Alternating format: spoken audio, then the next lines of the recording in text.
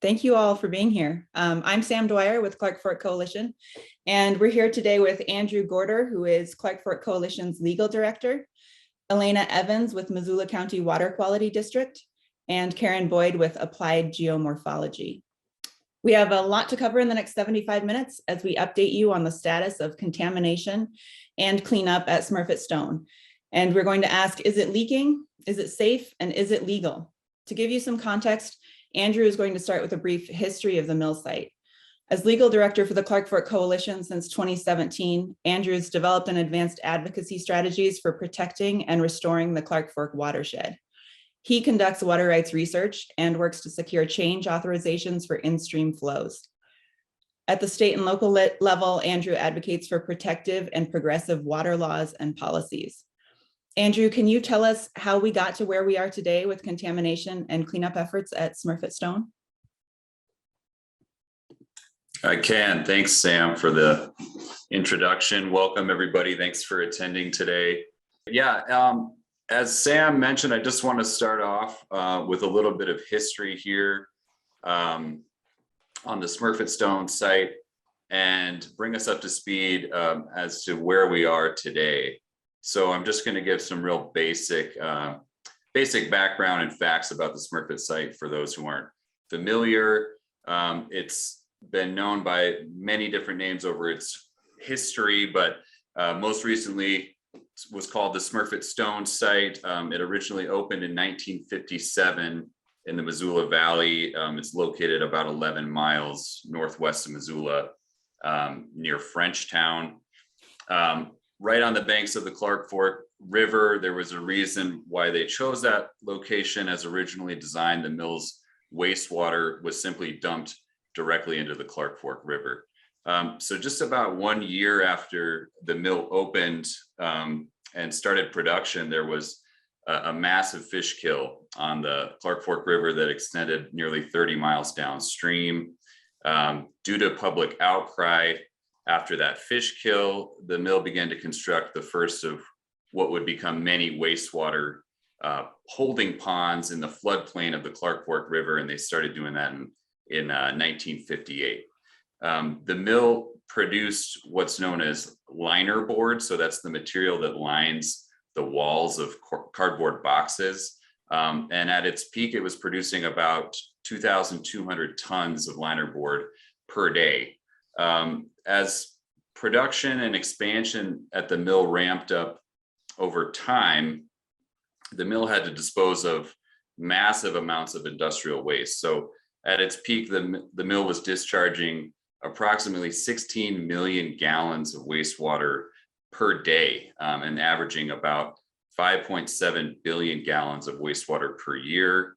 It generated about 20 tons per year of sludge. That's the bulk of, that's the byproduct, the dry byproduct of the pulping process. And the bulk of that sludge was buried in unlined ponds on site. And in addition to sludge, the site produced enormous amounts of additional waste. We're talking stuff like lime grits, Rager wire, asbestos, fly ash, and other wastes. And those were also placed in unlined, unregulated repositories on site.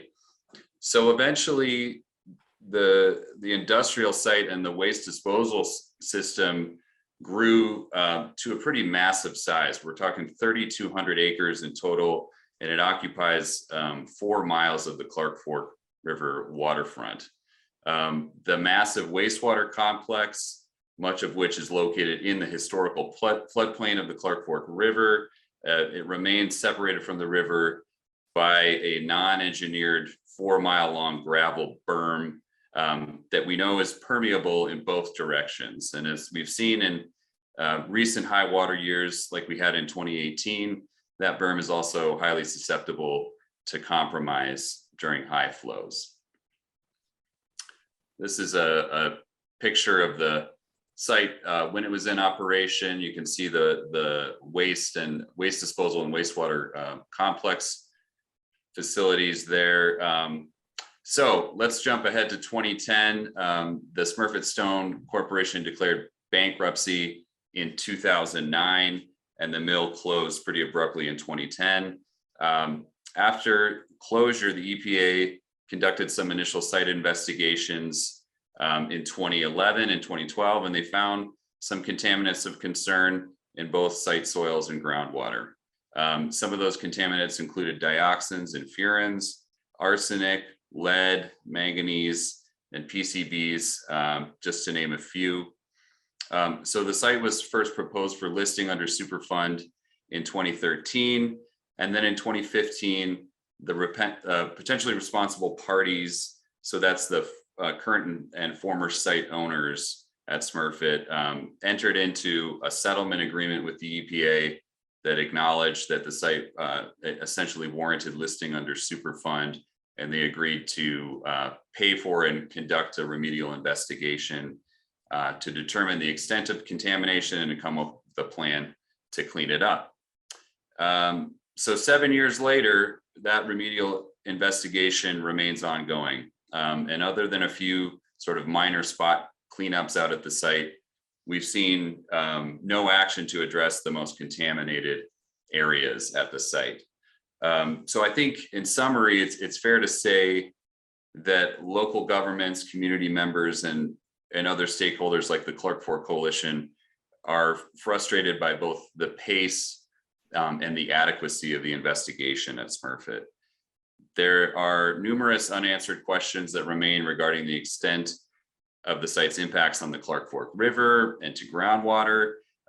For example, we know that thanks to data collected by Montana Fish, Wildlife, and Parks, largely of their own volition, that the fish in the Clark Fork River cannot be consumed.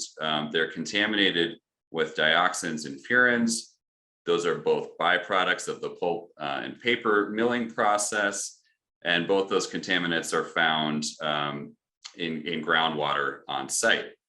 But that's really all we know at this point. And the EPA appears either unable or unwilling to investigate that connection any further.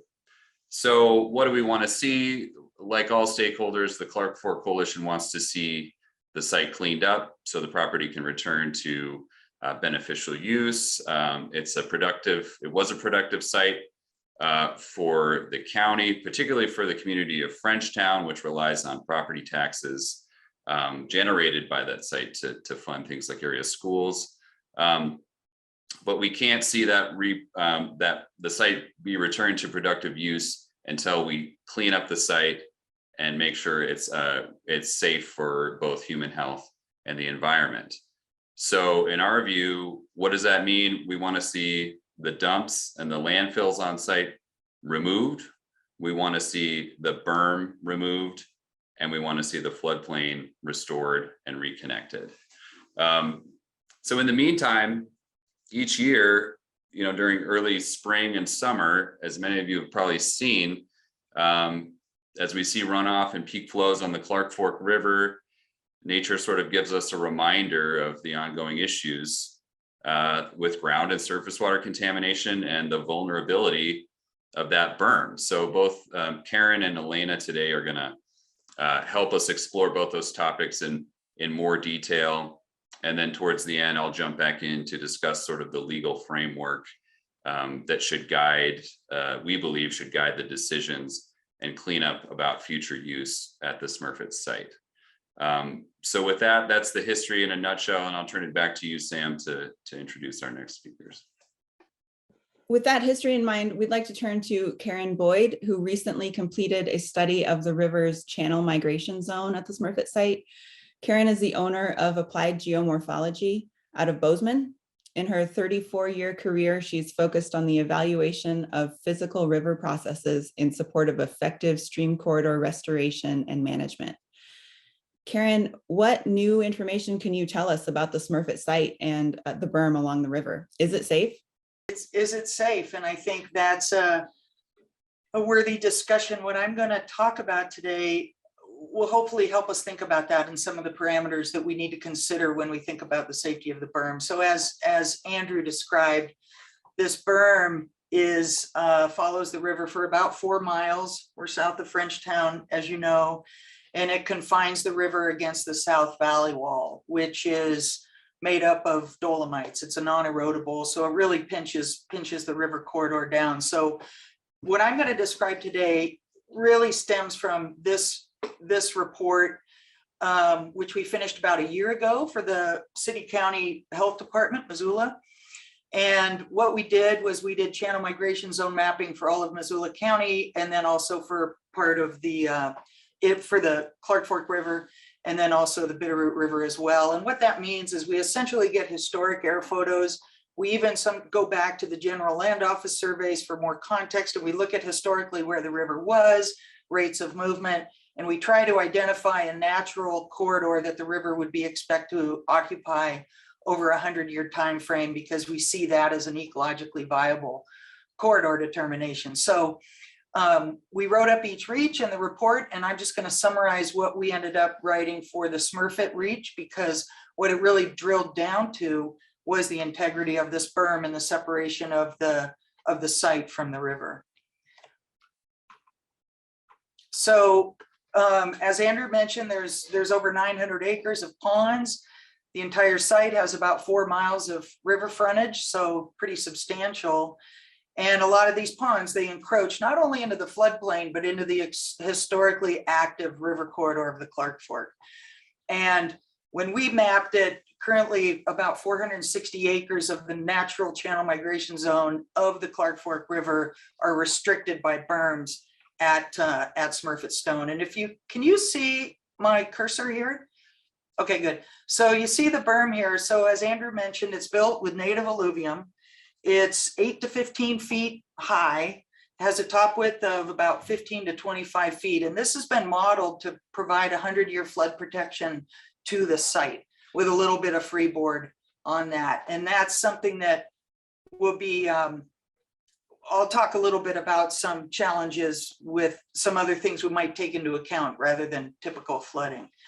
So the migration risks into the ponds stem really from two things. One is the river just eating away at it slowly, surface erosion of that berm and the river getting in. And the other is berm failure from more seepage and geotechnical failure that is not an uncommon thing on river berms. So when we start thinking about erosion, is it at risk of failure due to erosion? And really, the best way to look at this that I found was how challenging has it been historically to keep this berm intact? To what extent has it been threatened by river erosion since the facility was constructed? So here's our approximate CMZ boundary. It is approximate. I had to pull it off of our more oblique map, put it on an oblique photo from more of a plan form map.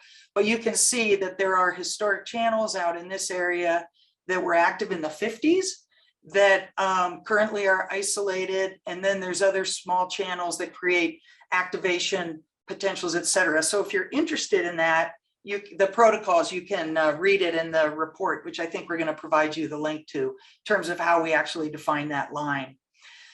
But what you start seeing is the river is so confined that not only do you get high velocities against the berm, the river's against it all the time in a bunch of places. It has less opportunity to move away from it.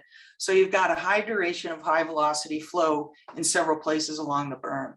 The other thing that you see is that the berm isn't continuous. It's got all these little protuberances that kind of stick out into the corridor. So there's certain places that take more heat than others and may indeed be more vulnerable to erosion.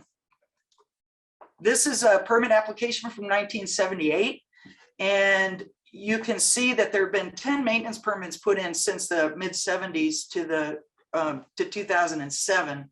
I couldn't get much after that, but these applications were for constructing bank armor, repairing breaches, and treating seepage.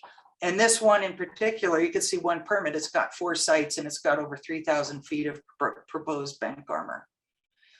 One of the biggest challenges is this is the upstream end at Pond 2. The river is flowing from right to left here, northward. And you can see Pond 2 is the very upper end of the corridor restriction of the Clark Fork River. So this place becomes a bit of a challenge because you can see that we're really funneling the river down to this narrow corridor between the bedrock and the berm. And so that's always, and you know, you think of bridge approaches and things like that, and those areas can be especially tricky because you're trying to funnel a wide corridor into a narrow funnel. And these are the kind of things we were looking at. So since 2017, upstream, again, we're looking downstream in this direction. So on the upper end of the property, we've had about 70 feet of movement towards the berm, mostly during the 2018 event. This channel right here was actually active in the 70s, but it's been pretty benign ever since. And the point I wanted to make is that this is going to become increasingly active as this channel continues. It's developing a bendway that's migrating in that direction. So we're going to have more flows of higher duration against this upper end of the berm, which we haven't had for a while. So it's going to be important to pay attention to what the river's doing in terms of changing pressure against the berm. These are repairs that have happened. You can see from 1976 to 2001. Here's a photo of 1990. This is right at that pinch point where armor failed, came back in 91 and built some barbs.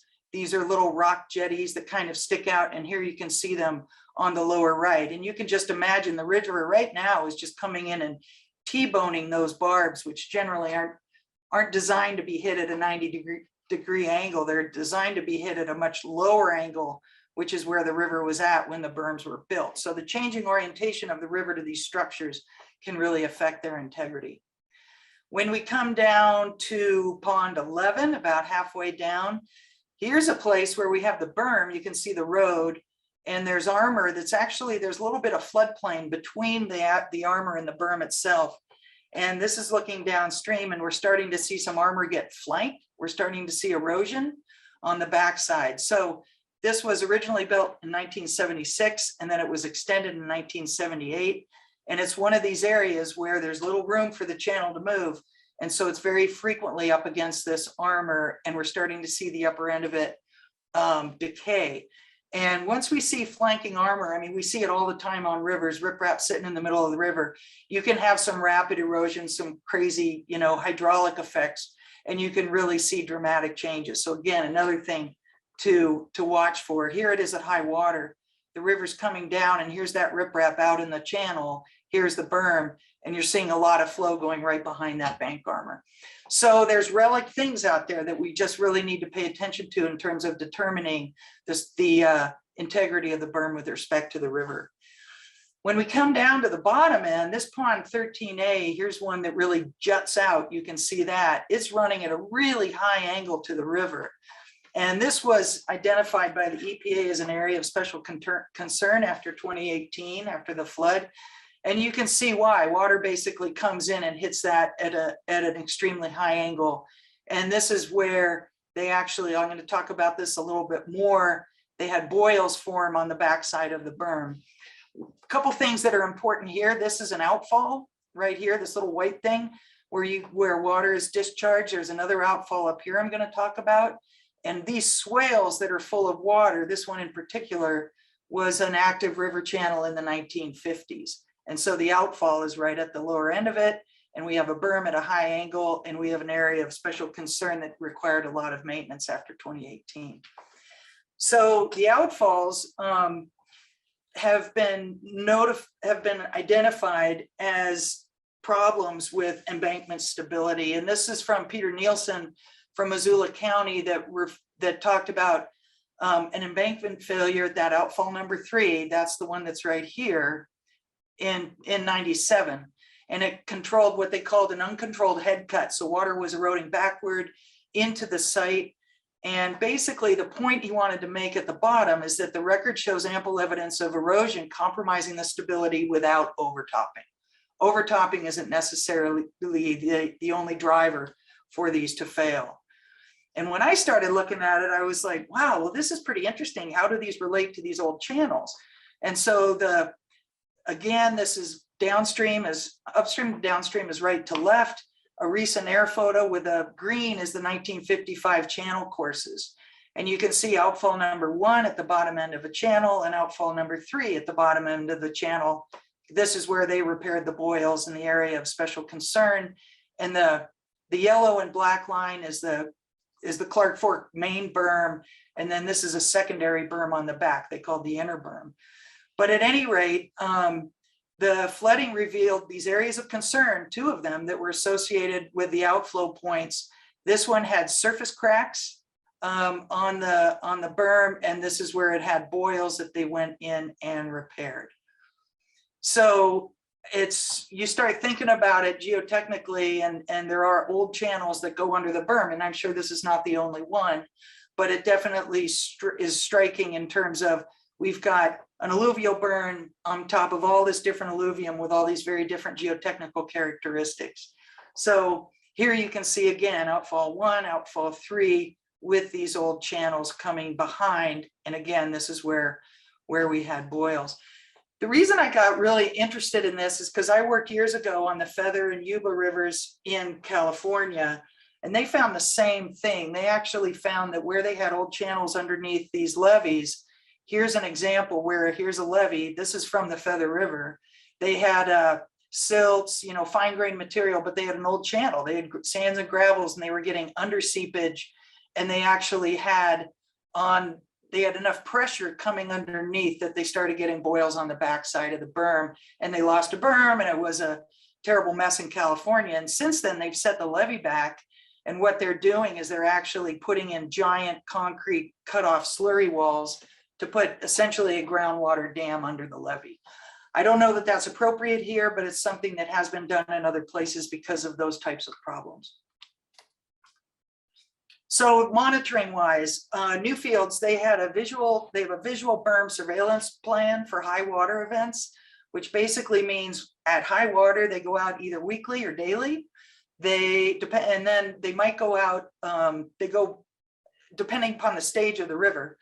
And then they do monthly inspections in the spring through midsummer, from April to mid-July. But every time I think about this, we think about ice dynamics. Montana has over 4,500 ice jams reported. We're the most of any state in the country. And since 1894, we've got 8 on the Clark Fork. The Blackfoot, as you know, has had some major ice jams. On the Glendive levee, the Corps of Engineers did a study that looked at ice jamming and how it affected flooding. And they found that, this prediction of water levels can go way up and increase the risk of overtopping beyond a typical FEMA-driven model. So ice is something to think about. Deferred maintenance, we just see these structures, the protection, it's 4 miles of a lot of bank armor that's going to have to be maintained. Plan for and dynamics need to be taken into an account because those areas of high pressure shift with time. And then this whole notion of that floodplain isn't a homogeneous geologic unit. It's going to have all these various channels and things going through it, which is going to create a dynamic interaction between the river and the floodplain with groundwater.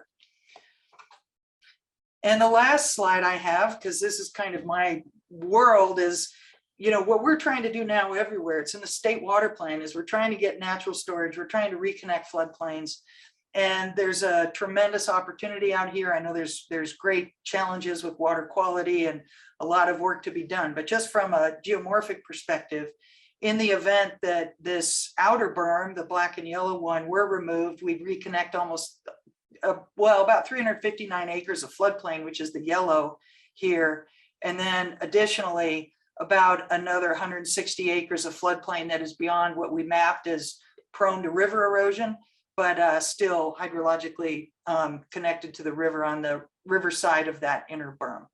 So huge potential. With that, I am going to pass this back and hand it back to Sam. Thank you, Karin. This is really useful information. The next question I want to ask is for Elena. Elena Evans is a hydrogeologist and manages the Missoula Valley Water Quality District. In addition to degrees in geology from Macalester College and the University of Montana, she has worked for the U.S. Forest Service, the National Park Service, and the Montana Department of Environmental Quality. Elena, is contamination from Smurfit-Stone leaking into the river or the groundwater? That's a great question, Sam. I'm glad that I'm able to be here and hopefully be sharing my screen to discuss that with you today. It's a great question because Smurfit-Stone and the mill site was picked specifically to discharge wastewater to the Clark Fork River. And when that fish kill occurred and that wasn't something that could happen year round, that's when there were wastewater ponds that were dug specifically to infiltrate groundwater into the aquifer and then have it eventually come out into the Clark Fork River. And so it's not a question of if it's leaking, it's more of a question of if we have enough data to say that it's not leaking contaminants.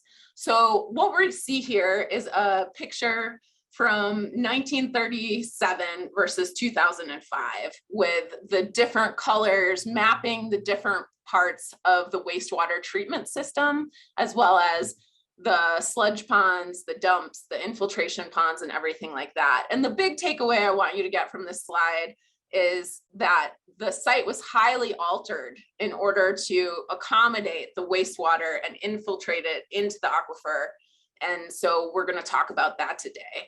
So if you look at the 2005 on the right, you'll see all these different colors. And that's just important because, like Andrew said, there was a lot of different kinds of waste. There was, sludge, lime grits, Rager wire, asbestos, and you can see that in here, and you can see that it's not homogeneous.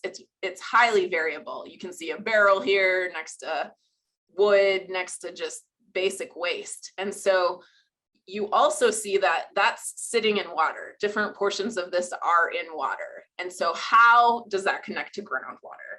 And so to really understand that, we have to think about how water was processed at the time that the mill was running. And so this is a complicated slide, but I'll walk you through it. And so like Andrew said, in this red area, 15 million gallons per day of water were removed from the aquifer. That's a lot of water. That had an impact. And it was moved after it went through the mill and turned wood into liner board and put on the landscape on these wastewater treatment plants here. And so the big thing is when Smurfit-Stone, when the mill studied what that was doing to groundwater direction and groundwater flow rates, this is a figure that came out of one of those studies, and the arrows are larger if they had greater rates of travel, and then they point in the direction. And so basically what this is showing you is that groundwater and the potential contaminants that it carried with it were going in all directions. And so when the mill stopped production in 2010, that's that line right here, this is a graph of the elevation of water, so depth to water, with this being 22 feet down to water, and variable across seasons. When it stopped, groundwater in the area bumped up considerably. You can see that. Even all folks can see that dramatic change in groundwater elevations. And so what did that do to the contaminants that had traveled through groundwater, particularly dioxins and furans that do travel in water but are more hydrophobic? They don't like water as much, because when the monitoring started under the guidance of the EPA, that time period is shown in this blue dotted line here. So that's considerably different than when the mill was in operation, when the site was actually moving water around to a large extent. And this is a map of the site with the monitoring wells that were installed under the administrative order of consent. And this is important because this is a large area, and this is the most recent change to groundwater monitoring. So these are all the wells on the bottom, the southern half of the site. And what you see here is there are proposed changes. And so a couple of years ago, the amount of groundwater monitoring was reduced almost by half as far as how many samples were collected to determine if there were contaminants of potential concern in there. And so that's kind of concerning given all of the variability that we saw in those dumps. And just to kind of try to put this in better scale, I drew this red line here around solid waste basin A. It's a dump, it's unlined, but here it is for scale over Grizz Stadium. So that's a pretty big area. And this blue dot here is the closest monitoring well, and you don't see anything else around there. So what the current study is relying upon is that one point to capture any contaminants coming out of here. And granted, there are, you know, some further down gradient, but like we discussed earlier, those gradients have changed since the mill was in operation.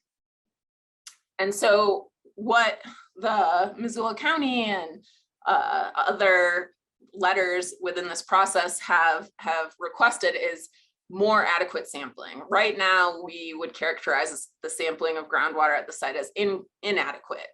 We all live in Montana. We know there's 4 seasons. And so generally, you want to sample in all of those seasons because that impacts groundwater. And that hasn't happened to date at the site.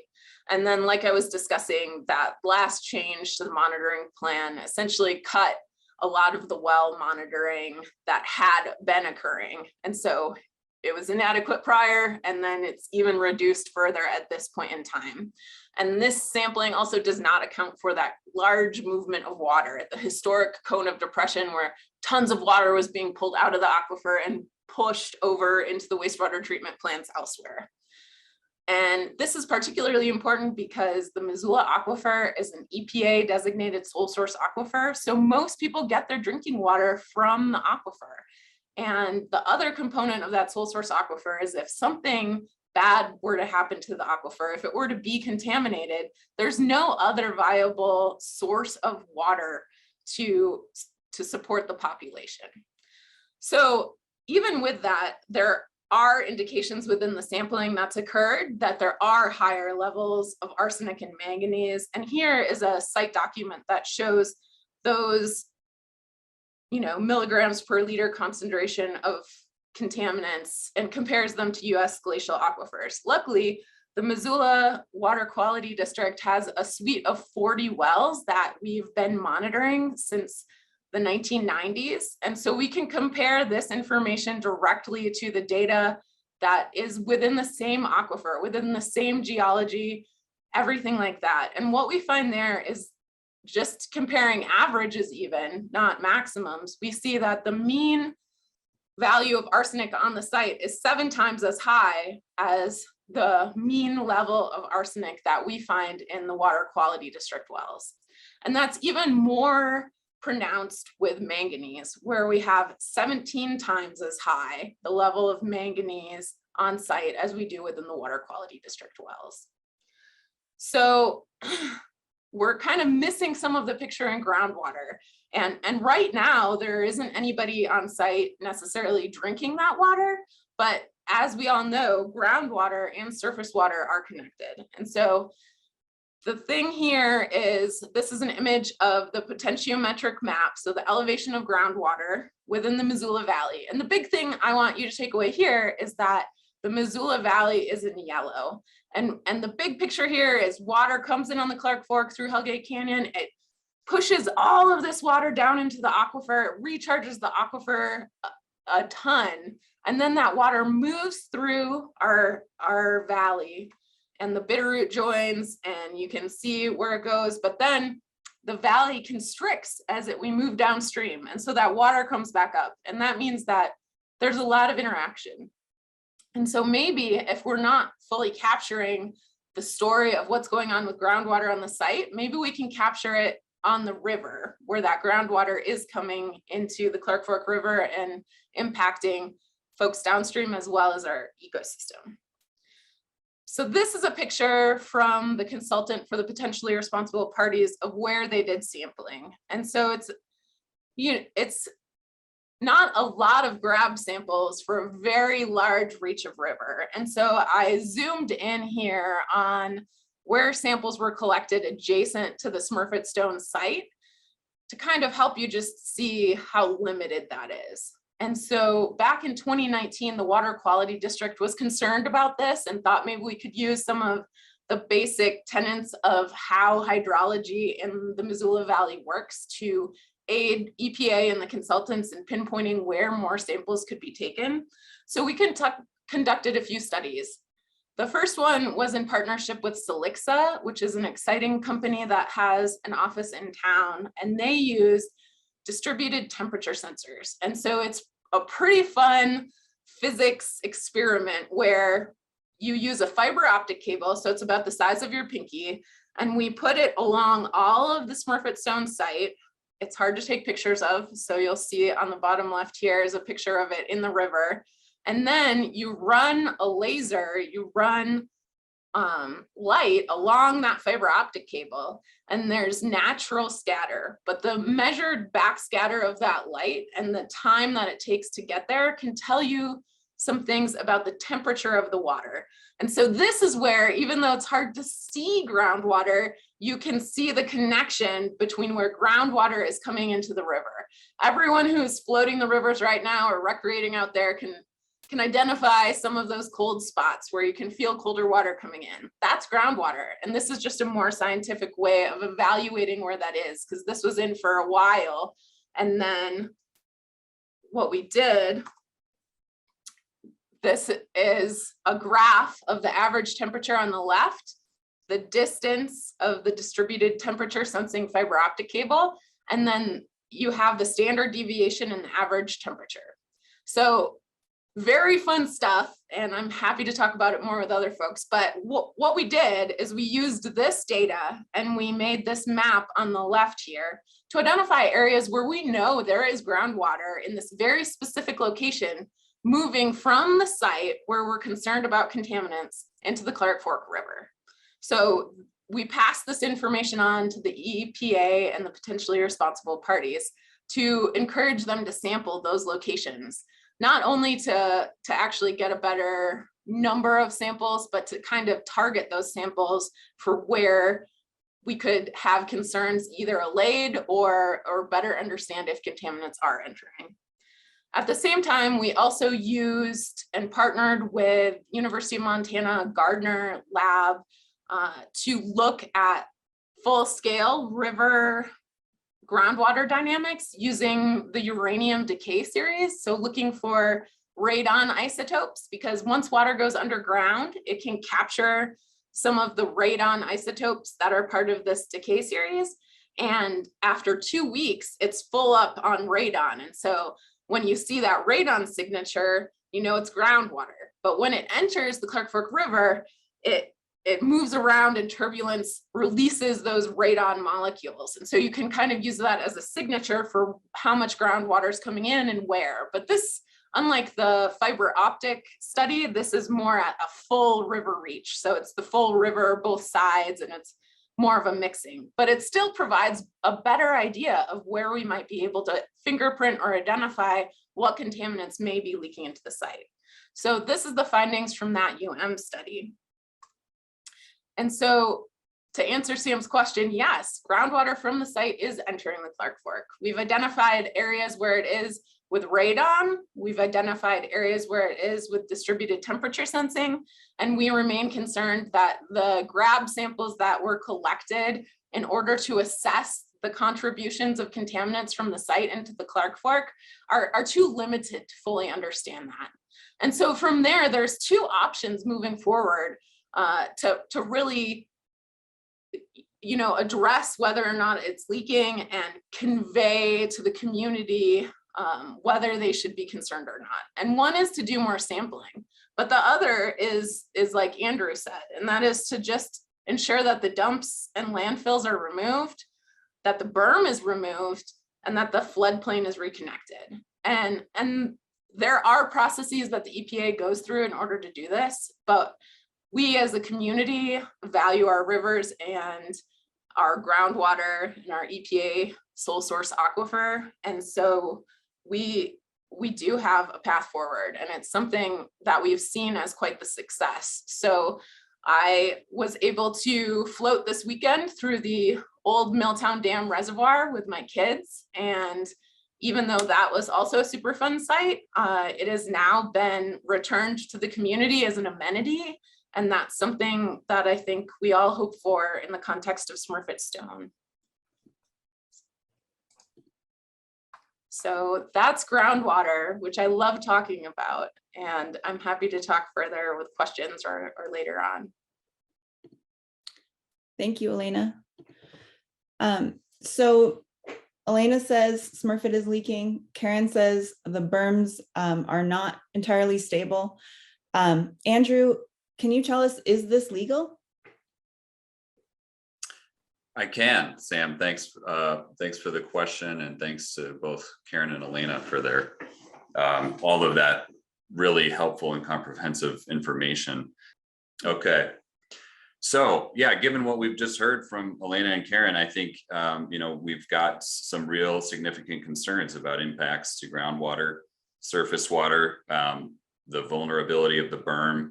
But I just wanted to kind of put this in the context of the legal and regulatory framework in which we are operating. So, given the complexity of the Superfund process, I feel like we kind of get into a fog sometimes and lose sight of what can be some really basic questions. So in my mind, those questions, it's really twofold here.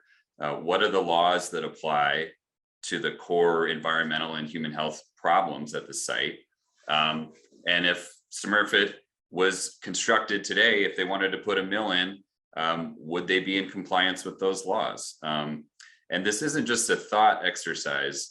So these questions are actually critical to the Superfund process, because ultimately the EPA must consider all of these additional laws and regulations that apply to the site when they craft a remedy about what they're going to do to clean it up. So for each of these key areas of concern that I've put on my slide here, I just want to talk about the primary federal, state, and local laws that apply, and talk about whether Smurfit, given what we know right now, would pass legal muster. So let's start with the sludge ponds and the landfills. I won't go through the sort of alphabet soup of all of the laws here. You can see them on the slide, but essentially, what these laws govern is the transportation, storage, and disposal of solid waste and hazardous waste. And what these laws say with respect to the storage of hazardous waste is really simple. They need to be stored and disposed of in a manner that protects human health and the environment. And specific to dumps and landfills, you need they need to be lined, for one. You need some kind of monitoring or detection system to ensure that the waste remain contained. And when they're closed, they have to be capped and in a manner that provides for the long-term safety and stability of those landfills and dumps. So what do we know at Smurfit? We know that the dumps are unlined. We know that some of them are actually in contact sitting in groundwater. They have no modern leachate detection or collection system. And when they were closed, they weren't closed in a manner that's in accordance with any of our regulations. So we go back to the original question: could Smurfit build and operate and maintain dumps like this today? No. The answer is no. They absolutely could not. So I think it's critical that we keep that in mind as the EPA considers these regulations when they craft their final remedy. And ultimately, as others have said, we believe the solution here is to remove these wastes and place them in a safe and dry repository. So moving on to the wastewater ponds and the floodplain. I've again here listed a host of federal, state, and local laws that govern, really how you can and when you can discharge pollution into ground and surface waters. We know from both Karin and Elena here that groundwater pollution is a problem at Smurfit, and that the wastewater system was actually designed to dispose of contaminants by leaching them into the groundwater, and that groundwater then moves underneath the berm to the Clark Fork River over time. In fact, this groundwater to surface water disposal mechanism was actually incorporated into the discharge permit that Smurfit had to obtain from Montana DEQ when they were operating. And they needed that permit to comply with the Montana Water Quality Act and the Federal Clean Water Act. We know that there's ongoing discharge of some level of contaminants to groundwater, and then to surface water at the site. Does the site have a current discharge permit? The answer to that is no. So again, we've got some clear issues related to our water quality laws. And I've also listed a couple other laws specific to wildlife. I think there's some considerations under the Endangered Species Act here due to the fact that the fishery in the Clark Fork is now contaminated with some pollutants that have a fingerprint to the site. The Clark Fork River in this reach is critical habitat for bull trout. And then I don't want to, I'd be remiss to not mention our local county water quality district regulations that specifically prohibit placing or allowing substances to remain in areas such as floodplains where they're likely to cause contamination. So here again, if we ask whether the impacts to from the wastewater treatment system and the impacts to the floodplain pass legal muster, the answer is very likely no. And all of these problems, I'll move on to the berm here. All of these problems within the floodplain kind of lead us to this discussion about the berm, which at least theoretically was meant to keep the river from migrating through the site and capturing all of these liquid and solid wastes that discharge, so that discharge could be controlled. So first here, I've noted many of the same previous regulations governing discharge to surface waters because we know that that's what the berm does. It's permeable in both directions. Water moves from the river through the berm and vice versa. And when it moves from behind the berm to the river, it carries contaminants with it. So this discharge of pollutants would again implicate laws like the Montana Water Quality Act and the Federal Clean Water Act. But beyond that, I think it's worth simply asking whether a structure like this, 4 miles of berm built from alluvial material could be built and permitted at all, given our modern regulations. The answer, again, is clearly no. Our state Floodplain and Floodway Management Act and the Streambed Preservation Act would prohibit this type of structure in the floodplain. And in fact, those laws prohibit the maintenance and alteration of structures, even if those structures predate the laws themselves. And again, we've got county regulations at play here too that prohibit the construction of riprap berms, which is essentially what this is. Finally, we have aging infrastructure in the form of those massive discharge pipes that Karin pointed out. And those are discharge pipes for a wastewater system that no longer exists. So Montana's navigable riverbed laws prohibit this type of activity without a permit. So in all likelihood, both the berm and the infrastructure that's embedded within the berm would fail to meet existing legal requirements. So given the water quality concerns described by Elena and the stability and safety concerns that we heard from Karin about, combined with these legal problems, I think the most reasonable solution here with respect to the berm and that infrastructure would be to remove it. So in summary here, as I mentioned, the EPA must consider all of these, and this is not meant to be a comprehensive list. I'm sure there are other laws that could be included here that I'm missing. But the EPA must consider all of these regulations that apply to the site when it crafts a remedy about what they're going to do to clean it up. But the EPA also has the ability in certain circumstances to waive those requirements.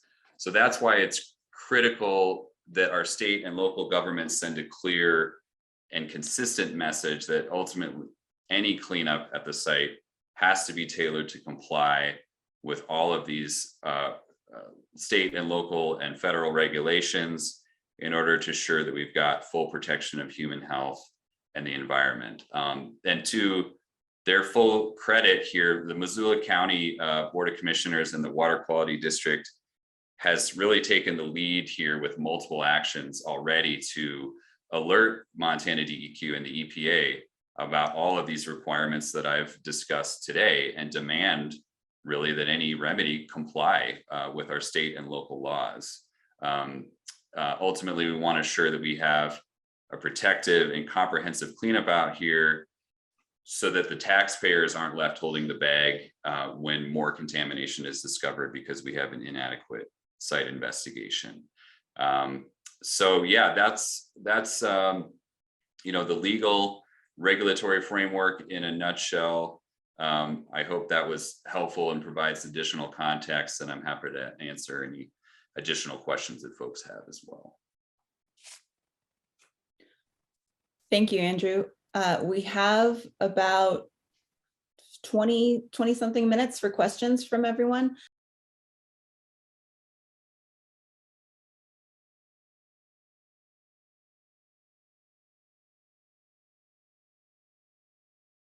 Yeah, Dennis, go ahead. I'm curious something, Andrew, just as you were going through this last piece, and I have some other questions, but I'm curious, why is U.S. Army Corps of Engineers not involved in this? And Dennis Bragg with MTN News. The reason I ask this is that on many other rivers in the Northwest, we've seen issues of failing berms and berms that are preventing meanders of channels and those things, where those berms have been removed specifically because of the Corps of Engineers in re-engineering. Has any thought been given to that aspect of this? The security of the berm seems like that would be a broader issue beyond the EPA.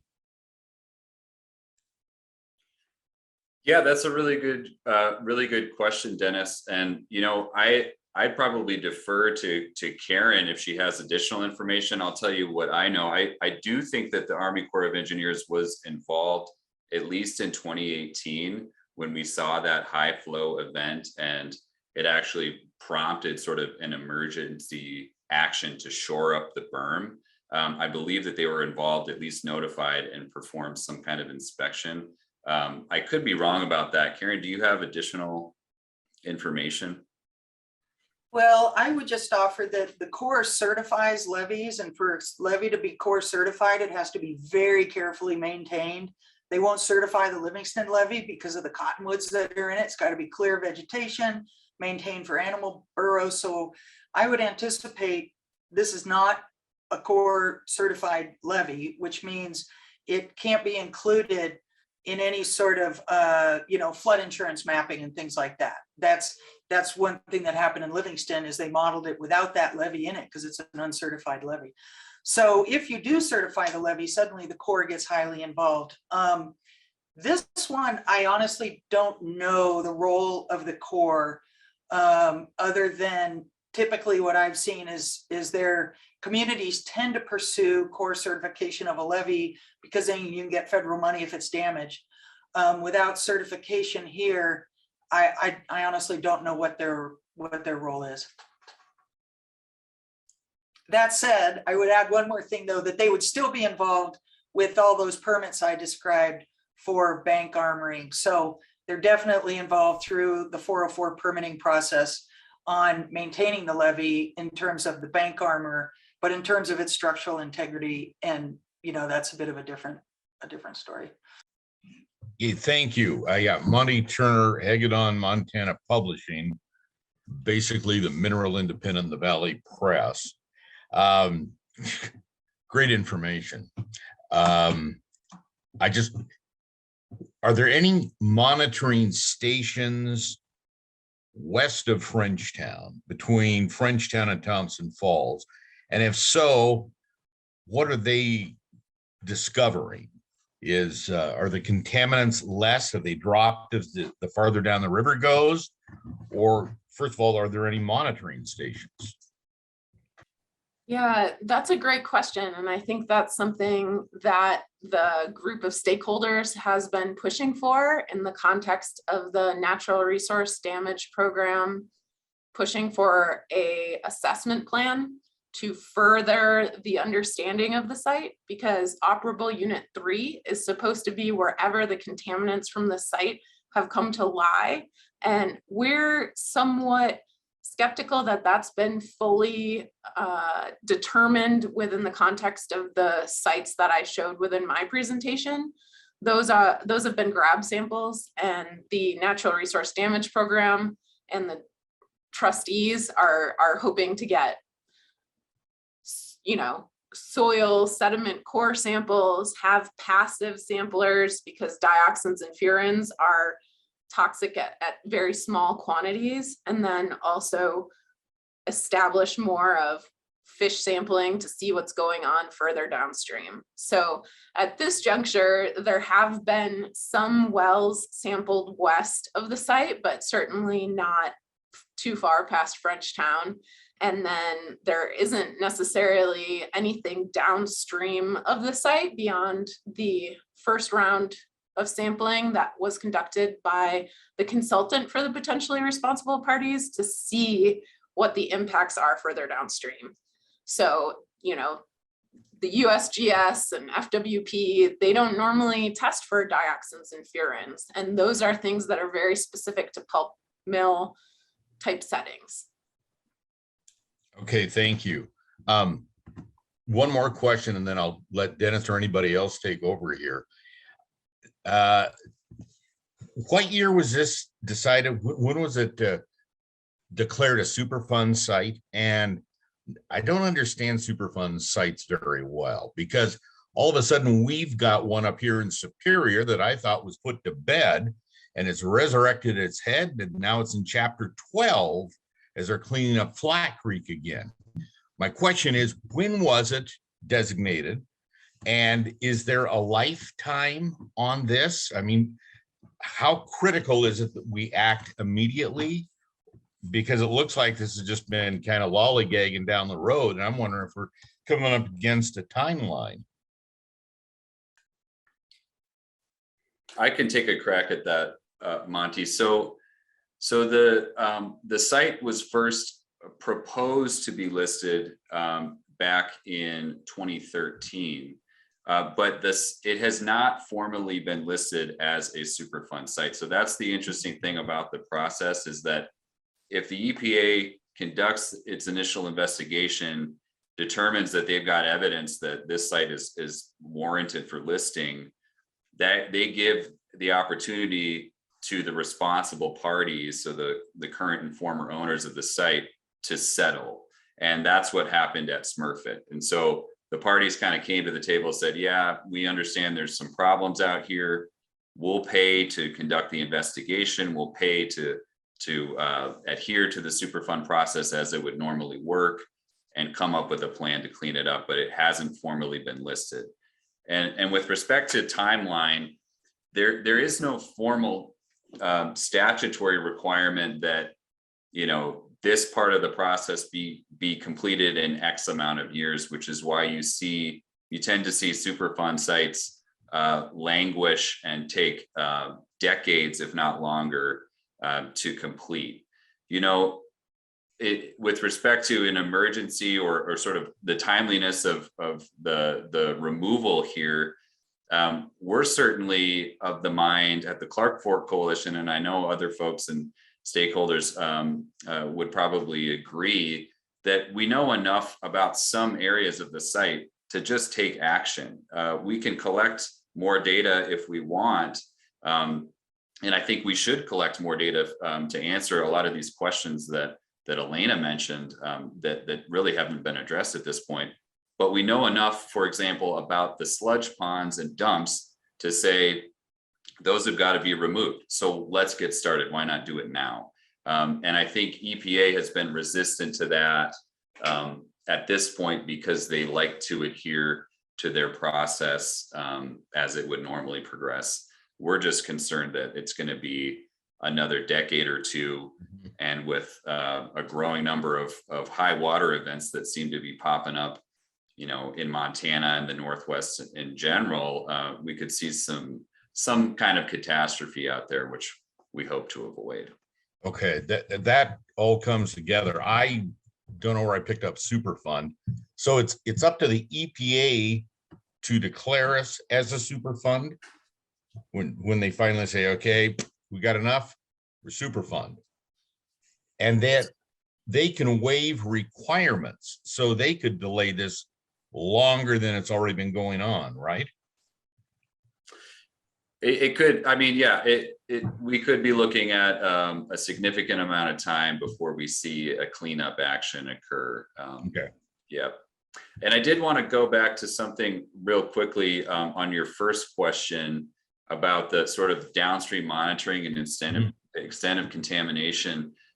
One thing that I would add there is that when FWP has done its fish tissue sampling, so they did sampling in 2013, 2018, and 2019, what they found was that the dioxins and furans that they're finding in the fish tissues, the highest concentrations were found in fish downstream of the site, and sort of the further downstream you'd get, the higher those samples were coming back. So in the Superior area, for example, those were the most concerning levels of dioxins and furans, or the highest. All of those contaminants in fish are concerning, but those that we're finding the highest concentrations downstream, which which really indicates we'd like to know more, right? We want to know exactly how Smurfit is contributing to this problem, so that we can take action to address it. I mean, we're talking about an entire fishery now in the Clark Fork, from the confluence of the Bitterroot to where it meets the Flathead River, where you can't eat the fish. That's a concern not just for sportsmen, but for the tribes who have treaty rights to the Clark Fork fishery as a subsistence fishery. I mean, it's a major problem, and I just feel like we don't have enough information right now. So I just wanted to add that. I think you guys have supplied a tremendous amount of information, and I just, where this is bottlenecked up is on somebody or somebody's desks, and they're just kind of putting it at the bottom of the pile, it sounds like, because your presentation, boom, it's very, very obvious what needs to be done. And I'm just saying, let's go, let's get her done. But that's why I'm going to say, Dennis, what the heck do you have on your mind? I did have another question. I was thinking about this span of time and how really the west end of the valley is really seeing a lot of development pressure. So I was curious from Elena, and maybe Karin has a thought on this as well, but are we seeing any evidence, or are there concerns that the development pressures that we're seeing in Frenchtown, even in the Mullen Road area, could that be impacting this groundwater dynamic and maybe putting more pressure on what's happening at the Smurfit site, or having any impacts there? Yeah, I'm happy that you asked that question, because that touches on something that we didn't even address in this presentation to date. And that is the cleanup level that is to be required at the site. It right now for the soils is based on zoning at the time that the site began to be investigated. So that was, 1 residence per 20 acres. There were samples, composite samples. So grab a little bit here, grab a little bit here, and combined it at either 20 acre or 100 acre spatial areas. That's huge. And a lot has changed since then. And we're seeing very dense development. And what we want to see, and what the county commissioners have pressed EPA for, is making sure that the site is cleaned up to residential standards that are more likely to reflect the density of people that are going to be living there in the future and using that area. So right now it's 1 to 20, but if we have denser development, we don't have the sampling there in the soil either to demonstrate like, oh yeah, throw your kids out there to go dig around in the sand and have a playground and things like that. So I'm glad you brought that up. And I think it's particularly important for soil cleanup levels. It's also important for water, in that there isn't currently a water system out there. And so although no one is using, water necessarily for their drinking supply out there right now, or we haven't sampled enough to demonstrate that it's being impacted, that is something that will dictate whether or not that land can accommodate more residential development. And I'm even thinking the surrounding area, though, say in downriver, as you go into Frenchtown itself, and even beyond, and any of those areas, I mean, they're just popping, well after well out in some of that area. And so might there be also concerns about, what's happening to that entire aquifer if you have this big question mark in the middle of it. Yeah, and that's something that comes up quite frequently at the Frenchtown Community Advisory Group. It's something that's disconcerting because dioxins and furans, you're looking at $1,000 a sample to just see if your water has that in there. And so without having the potentially responsible parties pay for that sampling, it's not something that's necessarily being done in a lot of these new wells. And it's not something that, because there haven't been enough samples, we can be totally confident in. Yeah, Dennis, I would just offer too that there's also a kind of almost a flip side of that, which is how the site affects the downstream condition, which is, that site isn't storing any flood water, it's not storing any sediment.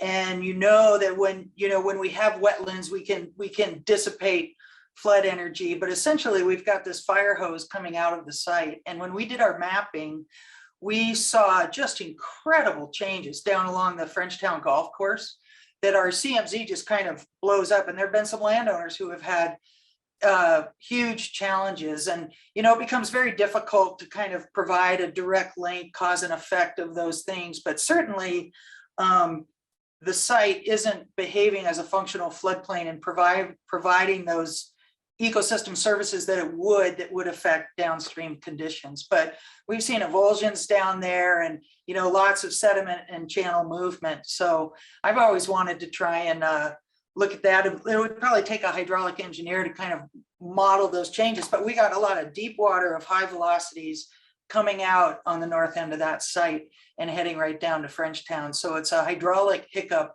and question mark as well. And even in one flood event, say like 18, I know a lot of those fields, you say down toward the golf course or west of the mill, had a lot of standing water for quite some time. Is there something maybe somebody could talk about the settling of contaminants if they are released, if they're getting by the berms, those kind of things? It can take just one flood event, right? Not necessarily an ongoing problem. That's another problem. Well, I'll pass that on to Elena as to whether they know it, but I've been working on the Upper Clark Fork cleanup for 15 years, and it was largely that 1906 flood, which deposited a tremendous amount of material, and that's what it did. It filled all the depressions out on the floodplain, which had been prior to that a pretty topographically complex. I don't know, Elena, though, if you know that it's sourcing contaminated sediment.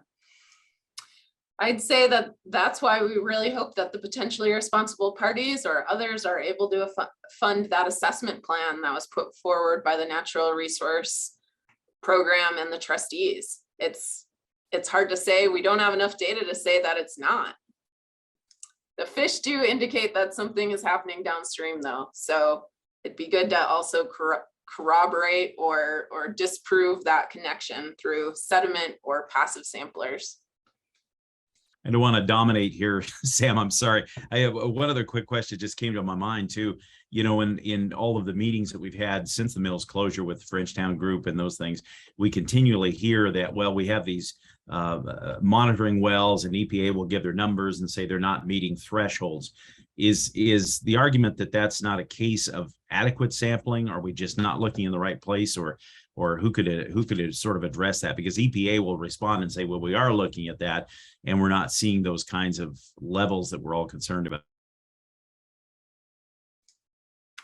Yeah, there are screening levels and there are thresholds. And I think within the limited sampling and monitoring that we've seen to date, some have still surpassed those screening levels. There are still concerns in the risk assessments. It's just a question of whether those risk assessments and the site-specific cleanup levels will be sufficient to actually drive a full-scale cleanup of the site. So at this juncture, given the limited sampling, it's still possible that areas could just be scooped out where there were some hits, and then that confirmation sampling might not go far enough to actually get all of the contaminants that continue to be a concern to our community. There's proving that it's there, and then there's proving that it's not there to the extent that you'd want your community, your friends and family to live out there, that you'd want, you know, your kids digging in the dirt out there. And those are two very different things. Yeah, I chime in there too, just to second what Elena said. And, you know, I think one thing that we're worried about, based on, as you mentioned, the EPA's kind of, you know, adherence to their sampling protocol and the data that they're finding right now. You know, our fear is that ultimately it won't rise to the threshold where they actually require cleanup. They can choose what's called a waste in place remedy, and they can put institutional controls out at the site. So that just means the site can be developed, but no one can drink the groundwater in perpetuity. And that's happened before in Montana at other Superfund sites. And I think, you know, one thing that the stakeholders, I know Elena and others have raised this at countless meetings, is that waste in place is just not a remedy that's acceptable to the Missoula community. That was proposed at Milltown, and the community spoke up and said, this is not acceptable. We want our rivers reconnected. We want our floodplains active and healthy, and we want the site to be safe for people to go and visit. And so I think that's a consideration that the EPA does have to weigh in its ultimate decision about a remedy, is community acceptance. And I think we're just trying to make that message loud and clear. This is what we expect about the future of the site. So Thank you. Thanks, Sam. Didn't mean to dominate there. Those were great questions. Thank you. We are coming up to the end of our time here. So I want to say thank you to Andrew, Elena, and Karin for your time today. This was really great information. Everyone, we will send out the link to this recording, and we also have a handout with a brief history and some more resources for you. And we also have the contact information for our 3 speakers, so you can follow up with any more questions that you have. Again, thank you all for your time. I think that is it for us.